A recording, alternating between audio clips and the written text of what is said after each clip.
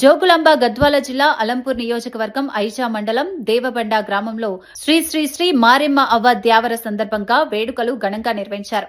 ఈ సందర్భంగా కోలాటాలు, డాన్స్ కార్యక్రమాలు నిర్వహించి గ్రామస్తులు ఉత్సాహంగా పాల్గొన్నారు. గోకుల కృష్ణ కోలాట వేదికల ఆధ్వర్యంలో చిన్నారులు అమ్మవారి వేషధారణలో అద్భుతమైన ప్రదర్శనలు ఇచ్చి అందరినీ ఆకట్టుకున్నారు.